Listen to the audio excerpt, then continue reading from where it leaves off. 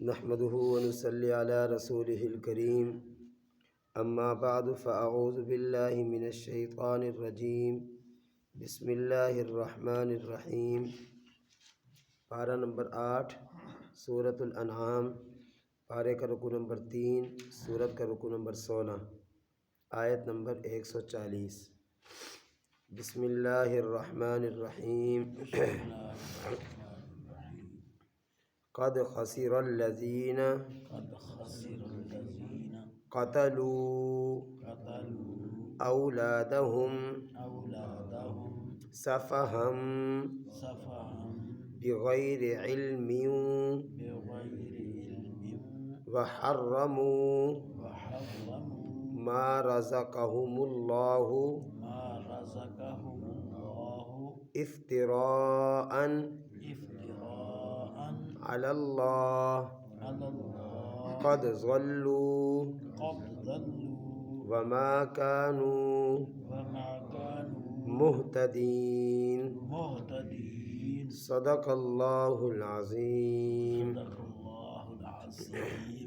اللہ تعالیٰ ارشاد فرماتے ہیں قد خسر الذین، تحقیق خسارے میں ہیں، نقصان میں ہیں، الذین وہ لوگ، قتلوا اولادہم جنہوں نے قتل کیا اپنی اولاد کو، سفہاً بے وقوفی کی وجہ سے، بغیر علم اور بغیر علم کے، وحرموا اور حرام کیا، ما اس چیز کو، رزقہم اللہ جو اللہ نے ان کو عطا کیا تھا، اللہ پاک نے ان کو دیا تھا، افتراء علی اللہ اللہ پر جھوٹ باندھتے ہوئے، اللہ پر جھوٹ بولتے ہوئے۔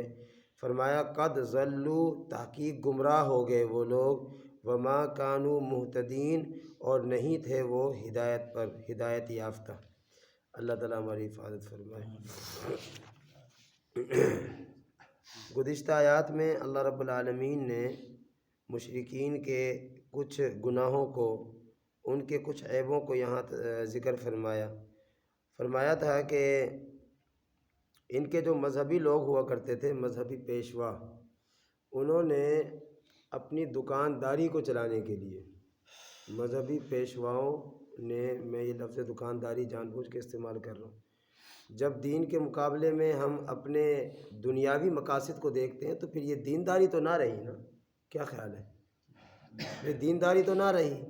دینداری تو تب تک ہے نا جب تک ہم دین کے مقاصد کو، دین کی سربلندی کو، دین کے مفادات کو دیکھیں۔ جب ایک دیندار، ایک مذہبی آدمی، ایک عالم یا جو بھی مذہبی پیشوا ہے، اس کو دینداری کو بنیاد بنانا چاہیے، دینداری کو مقدم رکھنا چاہیے، اللہ کے دین کو، اللہ کے احکامات کو مقدم رکھنا چاہیے، تو جب تک دینداری مقدم ہوگی تو وہ دین ہے، وہ اللہ کا حکم ہے۔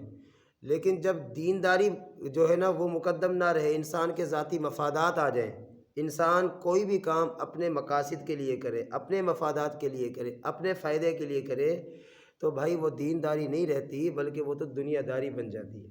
ایک آدمی دکان بناتا ہے، اس کا مقصد کیا ہوتا ہے؟ اپنا فائدہ۔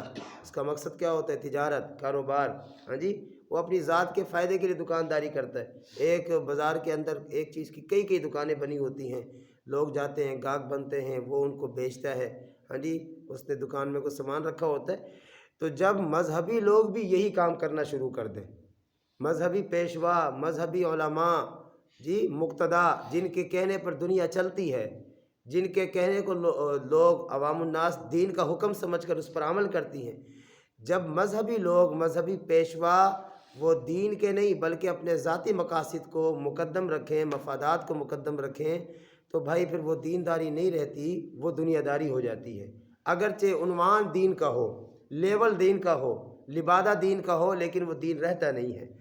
تو یہ جو مشرکین کے یا اس وقت کے جو ان کے مذہبی لوگ تھے، انہوں نے ان کو اس چکر میں ڈالا ہوا تھا کہ مجاور جو درباروں پر بیٹھتے ہیں، جو بتوں کے جو آستانے ہوتے ہیں، ہاں جی، ان پر جو لوگ بیٹھتے ہیں، وہ عوام الناس کو چکر دیا کرتے تھے کہ اگر تم ان خداؤں کے نام پر نہیں دو گے یہ تم سے ناراض ہو جائیں گے، ہاں جی، ان کے نام پر جانور وقف نہیں کرو گے یہ تم سے ناراض ہو جائیں گے۔ اب ان کہنے والوں کو، مذہبی پیشواؤں کو بھی پتہ تھا ان بتوں نے کیا کھانا ہے، ان بتوں کے نام پر دینے کا مطلب کیا ہے، ہمیں ملے گا، سمجھ آ رہی ہے؟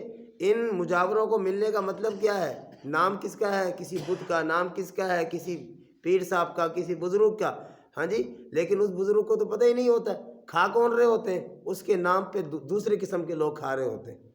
تو یہ انہوں نے نا اپنی دکانداری بنائی ہوئی تھی، کبھی کس رنگ میں، کبھی کس رنگ میں، کبھی کس رنگ میں۔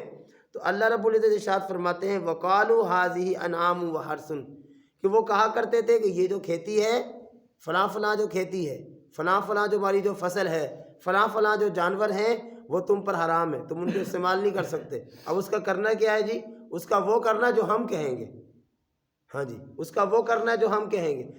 آپ حضرات ذرا دیکھیں نا عاملین کو، جب یہ عامل کسی کو کہتے ہیں بھئی فلاں جانور لے آؤ، تو اس کا کیا کرتے ہیں، نام کیا استعمال کرتے ہیں جی؟ آپ کے اس مریض کا جو مسئلہ ہے، مرض ہے، بیماری ہے، اس کا حل کیا ہے؟ اس کا حل یہ ہے کہ جی وہ جنات کو گوشت کا صدقہ دینا پڑے گا۔ آپ کہیں اس کو ٹھیک ہے جی بتائیں کتنا گوشت لے آئیں، 2 کلو لے آئیں، 4 کلو، نہیں جی نہیں، آپ کو نہیں پتہ گوشت، یہ میں نے خود سنا ہے۔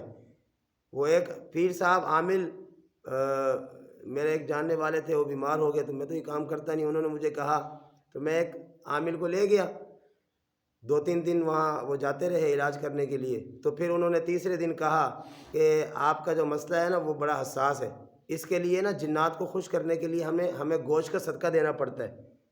تو اچھا گوشت بھی، اور وہ بھی بکرے کا، میں نام لوں آپ حیران ہو جائیں گے۔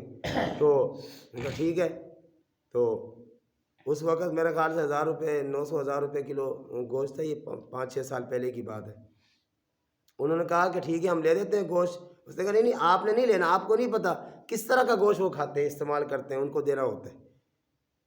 تو پھر انہوں نے 2 کلو گوشت کے پیسے لیے، اور کہتے یہ تھے کہ داسو کے ساتھ جو جنگل ہے نا وہاں ہم نے پھینکنا ہوتا ہے۔ کس طرح کا چکر ہے یہ؟ کس طرح لوگوں کو پاگل بنایا جاتا ہے؟ ہاں جی، ان سے کہا جاتا ہے جی آپ مرغا لے آئیں، وہ مرغا لے کر آتے ہیں، اور یہ تو میں نے بھی دیکھا ہے، ان کے مرغے کو ذبح کر کے سیاہی سے وہ جو خون ہوتا ہے اس سے تعویذ لکھتے ہیں، اور مرغا کدھر جاتا ہے، گوشت کدھر جاتا ہے، وہ گھر میں استعمال ہوتا ہے۔ عجیب سا اچھا لوگ بیچارے کچھ تو نادان ہوتے ہیں، بے سمجھ ہوتے ہیں، کچھ وہ مجبور بھی ہوتے ہیں کہ اب علاج جو یہاں سے چل رہا ہے اگر نہیں مانیں گے تو پھر پتہ نہیں کیا الٹ ہو جائے گا سارا کچھ۔ تو یہ ان لوگوں کی پابندی ہوتی تھی۔ اللہ فرماتے ہیں کہ یہ جو کھیتی ہے، یہ تو جانور ہے، اس جانور سے لا یطعمھا الا من نشاء، اس کو تم نے نہیں استعمال کرنا ہے، اس کو ہم بتائیں گے کہ اس کا ہم نے کیا کرنا ہے۔ سمجھ آ رہی ہے؟ ٹھیکیدارانہ نظام ہے یہ، خدا کے نظام میں ہم ٹھیکیدار بن جاتے ہیں۔ تو یہ ان کے مذہبی لوگوں کے، مذہبی پیشواؤں کے مسائل ہوا کرتے تھے، اور وہ لوگوں کو اس طرح کے چکروں میں لا کر ان کو مختلف ہیلے بہانوں سے جو ہے نا ان کو پھنسا کر ان سے مال لیا کرتے تھے، اور لوگ دیا کرتے تھے۔ اس وقت بھی ہوتا تھا، آج بھی ہوتا ہے، آج بھی ہوتا ہے، یہ تو نہیں ہے کہ اس وقت ہوتا تھا آج نہیں ہوتا، آج بھی یہی کچھ ہوتا ہے۔ ہمارے ہاں عرس ہوتے ہیں، عرسوں کے نام پر ہم چندے کرتے ہیں، ہمارے ہاں میلے لگتے ہیں، میلوں کے نام پر ہم اس طرح کے جو ہے نا وہ لوگوں سے لیتے ہیں، لوگ دیتے ہیں۔ اس لیے بھائی اس کا شریعت سے کوئی لینا دینا نہیں ہے، سمجھ آ رہی ہے؟ شریعت کا نظام بالکل صاف ستھرا ہے، شریعت چھپی ہوئی چیز نہیں ہے۔ یہ نہیں ہے کہ جی جس طرح یہ عیسائی ہیں، ان کے جو پوپ ہوتے ہیں، ان کے جو راہب ہوتے ہیں، دین ان کے ہاتھ کے اندر ہے، جیسے مرضی وہ حکم بنائیں، تبدیل کریں، جو مرضی کہیں، جیسے مرضی کہیں، عوام پابند ہے۔ اسلام نے اس طرح کی کوئی اپنا اجاداری نہیں رکھی ہے، کوئی اس طرح کا جو ہے نا وہ ٹھیکیدارانہ نظام نہیں رکھا کہ یہ مذہبی لوگ ہیں، یہ دین کے ٹھیکیدار ہیں، نہیں۔ اللہ کے نبی صلی اللہ علیہ وسلم کے ذریعے دین کو مکمل واضح کر دیا گیا ہے، دین کو مکمل بیان کر دیا گیا ہے۔ عالم کی ذمہ داری فقط اتنی ہے کہ وہ دین کو لوگوں تک پہنچائے، وہ دین کو لوگوں تک پہنچائے، وہ دین سمجھائے۔ یہ عالم کی ہر کی ذمہ داری نہیں ہے کہ وہ دین بنائے، بنانا اور چیز ہے، یاد رکھیے۔ عالم ٹھیکیدار نہیں ہے، عالم چوکیدار ہے۔ چوکیدار میں اور ٹھیکیدار میں فرق ہوتا ہے۔ دین کا جو مذہبی آدمی ہے، اسلام کا جو مذہبی رہنما ہے، وہ چوکیدار ہے۔ چوکیدار کا اختیار کیا ہے؟ ایک بلڈنگ بنائی جاتی ہے، بنانے کے بعد مالک ایک آدمی کو چوکیدار بناتا ہے کہ بھائی اس کی حفاظت کرنی۔ حفاظت کا مطلب کیا ہے؟ کہ کوئی چیز اندر سے باہر نہ جائے، کوئی چیز باہر سے اندر نہ آئے، یہ ہے مقصد۔ چوکیداری کا مفہوم یہ۔ اور ٹھیکیدار ایک چیز کو بناتا ہے ہاں جی، اس کی سمجھ میں نہیں آ رہا، پلر یہاں نہیں یہاں بنا دو، یہاں نہیں یہاں بنا دو، ونڈو ادھر نہیں ادھر بنا دو، دروازہ، یہ تبدیلی ہو رہی ہے نا۔ تو عالم جو ہوتا ہے، مذہبی جو پیشوا ہوتا ہے، وہ ٹھیکیدار نہیں ہوتا، وہ چوکیدار ہوتا ہے۔ جب کبھی بھی کوئی مذہبی آدمی ٹھیکیدار بننے کی کوشش کرے گا کہ وہ حکم کو تبدیل کرے، وہ شریعت کے مسئلے کو تبدیل کرے، تو یاد رکھیں کہ وہ علم کے نام پر، دین کے نام پر، اسلام کے نام پر اپنے ذاتی مفادات اٹھا رہے ہیں۔ اللہ تعالی ہم سب کی حفاظت فرمائے، ہمیں دین کے پابند ہو کر چل کر رہ کر زندگی گزارنے کی توفیق عطا فرمائے۔ اور یاد رکھیے، دیکھیں حضرات صحابہ اکرام رضوان اللہ تعالی علیہ مجمعین، ہاں جی، سیدنا صدیق اکبر رضی اللہ تعالیٰ عنہ، سمجھیں یہ سردار تھے نا، اسلام لانے سے پہلے بھی سردار تھے۔ جب انہوں نے اسلام کو قبول کیا، اللہ نے عزت میں اضافہ کیا، اسلام لانے کے بعد بھی سردار رہے۔ ایک مرتبہ نا سیدنا عمر فاروق رضی اللہ تعالیٰ عنہ کہتے ہیں، میں اکثر نا اس انتظار میں رہتا تھا کہ کبھی کوئی ایسا موقع آئے کہ اسلام پر خرچ کرنے کی بات ہو، اللہ کے نبی فرمائے اور میں صدیق اکبر رضی اللہ تعالیٰ عنہ سے آگے نکل جاؤں۔ ہاں جی، نیکیوں میں وہ مقابلہ کیا کرتے تھے، باوجود یہ کہ سردار تھے، کہ کسی طریقے سے میں صدیق اکبر رضی اللہ تعالیٰ عنہ سے آگے نکل جاؤں۔ تو ایک مرتبہ سیدنا صدیق اکبر رضی اللہ تعالیٰ عنہ، عمر فاروق، یہ سارے حضرات موجود تھے، تو رسول اکرم صلی اللہ علیہ وسلم نے اعلان فرمایا چندے کا۔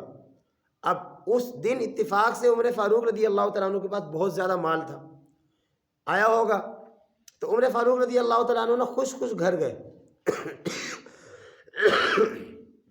اور دل میں خوش کس بات پر ہو رہے ہیں کہ آج میں تو صدیق اکبر سے جیت جاؤں گا، کیونکہ آج میرے پاس مال زیادہ ہے۔ گھر گئے، مال کو 2 حصوں میں تقسیم کیا، بالکل 2 حصوں میں تقسیم کر آدھا حصہ اٹھایا اور نبی علیہ السلام کی خدمت میں آ گئے۔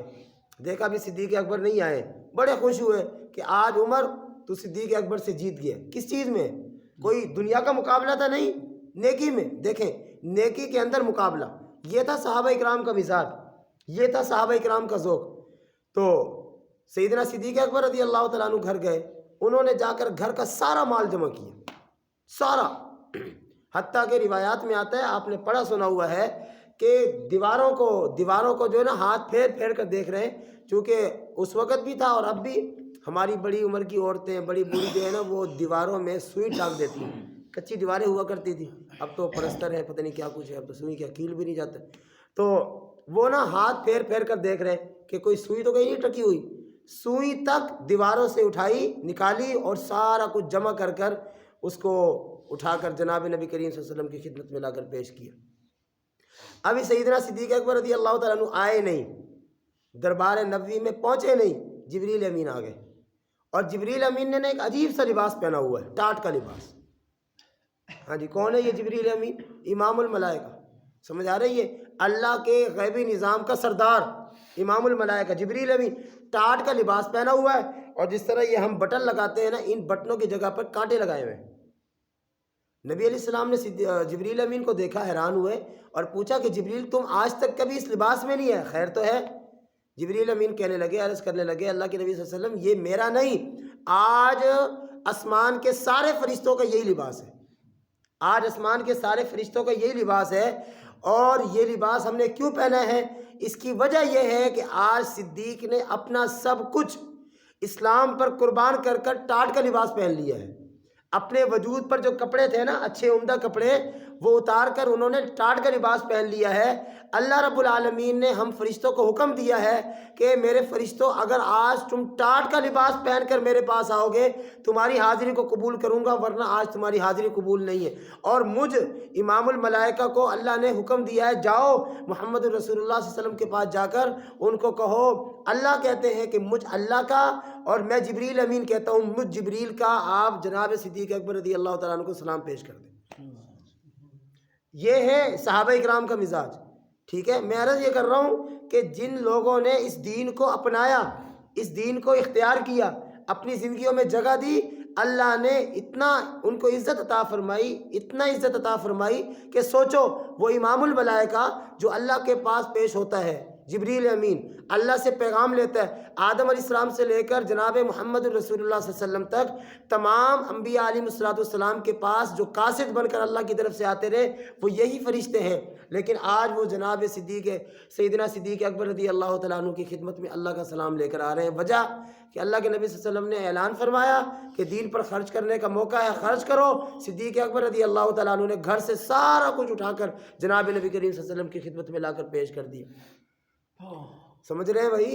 ہاں جی۔ اور جب اللہ کے نبی نے پوچھا نا صدیق گھر میں کیا چھوڑ کر آئے ہو، جملہ سنو، اللہ کے نبی صلی اللہ علیہ وسلم میں گھر میں اللہ اور اللہ کے رسول کا نام چھوڑ کر آیا ہوں۔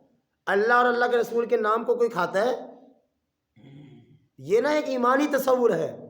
اور بھائی گھر میں بچے بھی تھے، گھر والے بھی تھے، بلکہ روایات میں آتا ہے کہ والد جب یہ وہاں سے نکل آیا نا تو سیدنا صدیق اکبر رضی اللہ تعالیٰ عنہ کے والد گرامی نابینا تھے، ابو قحافہ، سمجھ آ رہی ہے، نابینا تھے۔ تو انہوں نے گھر والوں سے پوچھا اور کچھ گھر میں بھی چھوڑ کر گیا، سارا لے گیا۔ تو گھر والوں نے ایک جگہ پر کنکریاں یا کوئی پتھر نما کوئی چیز جو ہے نا جمع کی، اس میں کپڑا ڈالا، چونکہ اشرفیاں دینار درہم اسی طرح کے ہوتے تھے، کپڑا ڈال کر نا والد صاحب کا ہاتھ پھروایا، دیکھیں ابا جی اتنا سارا چھوڑ کر گئے۔ سمجھ رہے ہیں؟ یہ گھر والوں کی ذہن سازی تھی، یہ گھر والوں کی تربیت تھی۔ ہم نے تو کبھی سمجھایا ہی نہیں گھر والوں کو، ہم نے گھر کی مستورات کو بتایا ہی نہیں کہ دین یہ بھی ہے۔ ہم نے ان کے کپڑوں کا خیال کیا ہے، ان کے کھانے پینے کا لحاظ کیا ہے، اچھا گھر بنا کر دیا ہے، ضرورت کے مطابق ہر چیز ان کو لگا کر دی ہے۔ اب گرمیاں ہیں اے سی لگا دیا، اب سردی آ رہی ہے ہیٹر لگا دیا، گیزر لگا دیا۔ بھائی کیوں جی؟ بچوں کو پریشانی نہ ہو۔ ارے یہ پریشانی جسمانی ہے، یہ سردی کا لگنا جسم کے ساتھ تعلق رکھتا ہے، یہ گرمی کا لگنا جسم کے ساتھ تعلق رکھتا ہے۔ ہاں جی، گوشت نہیں کھائیں گے چٹنی سے گزارا ہو جائے گا، پیٹ تو بھر جائے گا۔ ہم جسم کے لیے، ہم اپنے بچوں کے، اپنے گھر والوں کے جسم کا اتنا خیال کرتے ہیں، کبھی ان کی روح کے لیے سوچا ہے؟ کبھی ان کی روح کے لیے سوچا ہے؟ جس جسم پر اتنی محنت ہو رہی ہے، جب انسان مر جاتا ہے تو یہ جسم ایک گھنٹہ ہم گھر نہیں رہنے دیتے، ہم اٹھا کے قبر میں ڈال کے آ جاتے ہیں۔ ہاں جی، اس لیے آج ساری محنت، ساری فکر ہم اپنے بچوں کے وجود کے لیے کرتے ہیں۔ ارے بھائیوں، ان بچوں کے روح پر بھی کچھ محنت کرو، ان کی روحانیت پر بھی کچھ محنت کرو، کچھ ان کی روحانیت کے لیے بھی فکر مند ہو جاؤ۔ اور روح کی وجہ سے جسم زندہ ہے، سمجھ آ رہی ہے؟ تو روح تر و تازہ ہوگی، روح طاقتور ہوگی، روح مضبوط ہوگی تو انسان کا جسم مضبوط ہوگا۔ کتنے اللہ والے جسم بالکل سوکھا سا، لیکن وہ گھنٹوں گھنٹوں اللہ کے سامنے کھڑے رہتے، کوئی تھکاوٹ ہی نہیں ہوتی۔ ہم اتنے ہٹے کٹے تر و تازہ، ہاں جی، وجود دیکھو ماشاءاللہ اتنا صحت مند، لیکن ہم سے 15 منٹ جو ہے نہیں کھڑا ہو جاتا۔ یہ کیا ہے؟ جسم پر ساری محنت جسم پر ہو رہی ہے، روح ہماری بالکل مرجائی ہوئی ہے۔ ان کے جسم پر کوئی محنت نہیں ہوتی، روح بڑی صحت یاب ہوتی ہے۔ تو یہ دین عمل کرنے کے لیے ہے، یہ دین اپنی زندگیوں میں لانے کے لیے ہے، اپنانے کے لیے ہے۔ اپنے گھر کے اندر اس دین کو لاؤ، دیکھو ہمارے گھروں میں بہاریں کیسے آئیں گی، ہمارے گھروں میں برکتیں کیسے آئیں گی۔ ہاں جی، چھوٹوں کا بڑوں کا احترام، عزت، جی ان کا وقار، ان کا مقام، اس کا خیال رکھنے کی کوشش کی جائے۔ بہرحال اللہ تعالیٰ ارشاد فرماتے ہیں کہ قد خسر الذین، تحقیق نقصان میں ہے۔ اور دیکھو ایک چیز وہ ہے جس کو میں نقصان کہوں، آپ نقصان کہیں، آج دنیا کا دانشور نقصان کہے، لیکن ایک چیز وہ ہے جس کو میرا اللہ نقصان کہے۔ جو اللہ کائنات کا بنانے والا، کائنات کو سجانے والا، اس سارے نظام کا نگران، وہ اللہ کہہ رہا ہے کہ یہ نقصان ہے۔ اور کس چیز نقصان کیا ہے؟ الذین قتلوا اولادہم، جو لوگ قتل کرتے ہیں اپنی اولاد کو، سفہم بغیر علم، بے وقوفی کے ساتھ اور بغیر علم کے۔ اب ایک بات سمجھے یہاں، قتل اولاد کا مفہوم کیا ہے؟ ایک مفہوم تو وہ ہے جو ہمیں پتہ ہے کہ زمانہ جاہلیت میں لوگ اپنی بچیوں کو زندہ درگور کر دیا کرتے تھے۔ ظاہر ہے کہ یہ کسی بھی حوالے سے اچھا عمل نہیں ہو سکتا، کسی بھی حیثیت سے یہ کام حوصلہ افزا نہیں ہو سکتا، یہ ہر صورت میں حوصلہ شکن ہے کہ بیٹی کو زندہ درگور کر دیا جائے کسی بھی وجہ سے۔ وجہ کیا ہو کہ جی میں کس طرح اپنی بیٹی کو جو ہے نا بیاہ کر کسی اور کے گھر پر بھیجوں گا، یہ تصور تھا نا اس وقت، یہی تصورات تھے کہ جی ہم کس طرح اپنی بیٹی کو جو ہے نا سجا کر جو ہے نا مزین کر کسی کے حوالے کریں، ہماری غیرت اجازت نہیں دیتی۔ ارے بھائی، جو جس سے تم پیدا ہوئے ہو وہ کیسے ہوئے ہو؟ ہاں جی، بھئی جس خاتون سے تم پیدا ہوئے ہو، تمہارے بڑوں نے بھی تو اس خاتون کو شادی کر کر کسی کے حوالے کیا ہے تو تمہارا وجود دنیا میں آیا ہے، لیکن انسان بھول جاتا ہے۔ ایک یہ ہے، اور دوسری وجہ بچیوں کو قتل کرنے کی، زندہ درگور کرنے کی کیا تھی کہ ان بچیوں کے اخراجات کون پورے کرے گا؟ ان کو رزق کہاں سے دیں گے؟ کھلائیں گے پلائیں گے کہاں سے؟ ایک تصور یہ ہے۔ اور دوسرا تصور کیا ہے؟ دوسرا تصور بچیوں کے حوالے سے نہیں، بچوں کے حوالے سے، لڑکوں کے حوالے سے، لڑکوں کو قتل کرنا، باقاعدہ قتل کرنا۔ کسی بت خانے پہ لے گئے، وہاں جا کے بچے کو قتل کر دیا۔ ہاں جی، کسی بزرگ نے کہہ دیا، کسی مذہبی پیشوا نے کہہ دیا، ہاں جی، اس کے نام پر جا کے بچے کو قتل کر دیا۔ بچے باقاعدہ قتل کیے جاتے تھے، جس طرح آج ہم جانوروں کو ذبح کرتے ہیں نا، اس طرح بچوں کو باقاعدہ جا کر قتل کیا جاتا تھا۔ اب وہ بچی کو زندہ درگور کرنا ہو یا بچے کو قتل کرنا ہو، دونوں صورتوں میں نقصان کس کا ہے؟ اس قتل کرنے والے کا۔ سمجھ آ رہی ہے کیا نقصان ہے؟ مثال کے طور پہ انسان اولاد سے محروم ہو جاتا ہے، ٹھیک ہے؟ مثال کے طور پر ایک غلط کام کو انسان نیکی سمجھ کے کر رہا ہوتا ہے، غلط کام رہا ہے، بچے کو قتل کر رہا ہے، غلط کام کر رہا ہے، اور سمجھ کیا رہا ہے کہ اس سے مجھے اس پیر صاحب کا، اس بت کا، اس جو بھی ہے جس کے نام پر کر رہا ہے اس کا مجھے قرب حاصل ہو جائے گا۔ اور کبھی وہ اللہ کے نام پر بھی جو ہے نا وہ ذبح کروایا کرتے تھے، اللہ نے تو کہیں بھی حکم نہیں دیا۔ تو دوسرا نقصان یہ۔ تیسرا نقصان کیا ہے؟ نسل سے انسان محروم ہو جاتا ہے۔ اور چوتھا نقصان کہ یہ اولاد انسان کا بڑھاپے میں جا کر سہارا بنتی ہے، گھر کے بہت سارے معاملات میں انسان کے لیے سہارا بنتی ہے۔ جب انسان اس کو قتل کرے گا تو سہارے سے محروم ہو جائے گا۔ یہ ہے قد خسر الذین قتلوا اولادہم۔ اور یہ دو تصور ہو گئے۔ تیسرا تصور جو آج کل ہمارے ہاں پایا جاتا ہے، برتھ کنٹرول۔ سمجھ آ رہی ہے؟ نسل کو کنٹرول کرو۔ کبھی کیا کرتے ہیں، کبھی وہ رحم کا آپریشن کرواتے ہیں، کبھی ساتھی استعمال کرتے ہیں، ٹھیک، کبھی ٹیوب رکھواتے ہیں، کبھی اسقاط حمل کی گولیاں کھاتے ہیں، کبھی حمل کو ویسے ہی ضائع کرتے ہیں۔ یہ کیا ہے؟ یہ بھی اولاد کے قتل میں آتا ہے، یاد رکھیں، یہ قتل اولاد میں آتا ہے۔ سنو، غزوہ خیبر کا موقع ہے، تو چونکہ خیبر مدینہ پاک سے کافی فاصلے پر تھا اور صحابہ کرام رضوان اللہ تعالیٰ علیہم اجمعین کا مزاج گرم تھا، گرم مزاج کی وجہ سے، خوراک کے گرم ہونے کی وجہ سے زیادہ وقت وہ اپنی عورتوں سے دور نہیں رہ سکتے تھے، فطرت ہوتی ہے۔ تو غزوہ خیبر کے موقع پر جب فتح خیبر ہو گیا، مال غنیمت میں باندیاں صحابہ کرام کو ملی، سمجھے؟ باندیاں صحابہ کرام رضوان اللہ تعالیٰ علیہم اجمعین کو مال غنیمت کے طور پر ملی۔ صحابہ کرام رضی اللہ تعالیٰ عنہ مجمعین چونکہ کافی وقت سے گھر سے دور تھے، نبی علیہ الصلوۃ والسلام سے اجازت لی کہ اللہ کے نبی اگر آپ اجازت دیں تو ہم ان باندیوں سے صحبت کریں اور عزل کریں۔ یہ مسئلہ ہے، سمجھ لیں۔ عزل کس کو کہتے ہیں؟ ایک انسان، ایک مرد ایک عورت کے ساتھ ہم بستر ہو اور جب مادہ منی نکلنے لگے تو بجائے وہ مادہ منی عورت کے رحم میں جائے اس کو باہر نکال دیں، سمجھ رہے ہیں؟ اس کو باہر نکال دیں، اس کو کہتے ہیں عزل کرنا، یعنی مادہ عورت کے رحم میں نہ جانے دیا جائے۔ وجہ کیا ہے؟ وجہ یہ ہے کہ جب یہ مادہ عورت کے رحم میں جائے گا ممکن ہے اولاد ہو، سمجھ آ رہی ہے؟ اولاد ہو۔ تو انہوں نے نبی علیہ السلام سے اس کی اجازت لی کہ اگر اللہ کے نبی آپ اجازت دے دیں تو ہم عزل کر لیں۔ رسول اکرم صلی اللہ علیہ وسلم نے فرمایا کہ عزل کرنا چاہو کر لو، لیکن یاد رکھو کہ جو مقدر میں تمہارے لکھا ہوا ہے وہ پیدا ہو کر رہے گا۔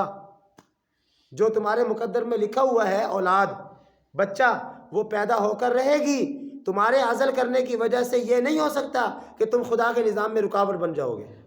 اور حدیث پاک میں آتا ہے، بلکہ نہیں، حضرت شاہ ولی اللہ محدث دہلوی رحمہ اللہ فرماتے ہیں جب انسان اللہ کے منصوبوں میں رکاوٹ ڈالتا ہے، یہ اللہ کے منصوبے میں رکاوٹ نہیں، ہاں بھائی میں کون ہوتا ہوں خدا کے نظام میں دخل اندازی کرنے والا؟ کہیں ٹیوب رکھ رہا ہوں، کہیں جی گولیاں استعمال کی جا رہی ہیں، کہیں اسقاط حمل ہو رہا ہے، کہیں آپریشن ہو رہا ہے، کہیں کچھ ہو رہا ہے، کہیں کچھ ہو رہا ہے۔ بھائی آپ کیوں کر رہے ہو؟ آپ کو کیا ضرورت پڑی ہوئی ہے اس کی؟ یہ اللہ کے نظام میں رکاوٹ ہے۔ حضرت شاہ صاحب فرماتے ہیں، شاہ ولی اللہ محدث دہلوی رحمہ اللہ، کہ وہ آدمی جو خدا کے نظام میں رکاوٹ بنے اس پر اللہ بھی لعنت کرتے ہیں، اس پر ملائے اعلیٰ کے ممبر بھی لعنت کرتے ہیں۔ ملائے اعلیٰ اللہ کے جو مقربین ہیں وہ بھی لعنت کرتے ہیں، اللہ بھی لعنت کرتے ہیں۔ مجھے بتاؤ خدا کی لعنت لے کر سکون کیسے حاصل ہو سکتا ہے؟ اللہ کے مقربین کی جب لعنت ہم پر برسے گی سکون کیسے ملے گا؟ اس لیے برتھ کنٹرول کی جتنی بھی صورتیں ہیں یاد رکھیے. ہاں ایک بات ہے، اس کو سمجھیں.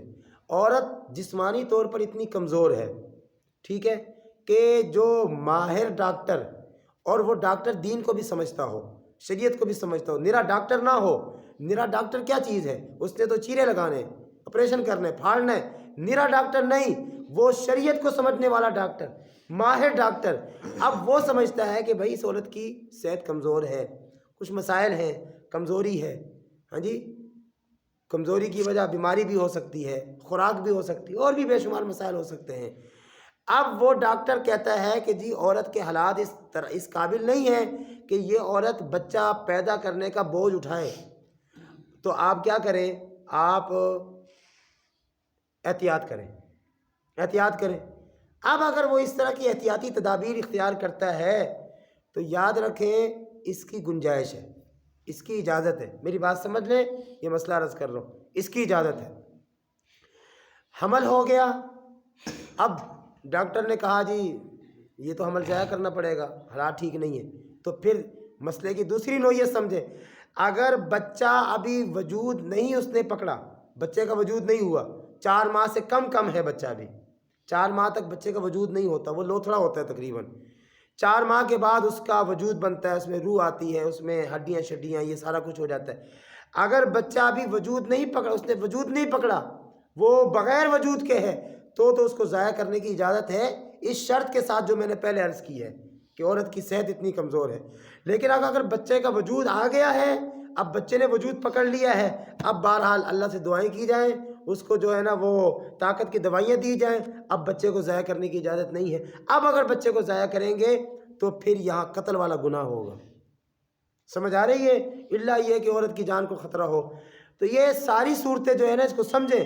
اب یہ جتنی بھی صورتیں ہم اپناتے ہیں، اختیار کرتے ہیں، یہ ساری قتل اولاد میں آتی ہیں. اللہ رب العالمین ہمیں سمجھنے کی اور اس پر عمل کرنے کی توفیق عطا فرمائے. اس کی مزید وضاحت ہے انشاءاللہ، وہ میں کل عرض کروں گا. تو بھائی اپنے آپ کو، اپنے جذبات کو، اپنے نظام کو دین سے جوڑو، دین کے قریب آ جاؤ. اتنا سکون ملے گا، اتنا سکون ملے گا کہ ہم اس سکون کا تصور نہیں کر سکتے جو دین کے ساتھ ہمیں جڑنے میں ملے گا. ویسے انہیں سارا دن مشین بنے رہیں گے، صبح سے لے کے شام تک پریشان پریشان پریشان. ایک آدمی دیکھنے میں بڑا اچھا لگ رہا ہوتا ہے، ذرا تھوڑا سا ٹٹولیں جو وہ اپنے حالات بیان کرتا ہے تو انسان کو ایسا لگتا ہے کہ ساری دنیا کی مصیبتیں اس کے ساتھ ہیں، ساری دنیا کی پریشانیاں اس کے ساتھ ہیں. اور ہم میں سے تقریباً سب کے یہ حالات ہیں. وجہ یہ ہے کہ دین سے کٹے ہوئے ہیں، دین سے دور ہیں.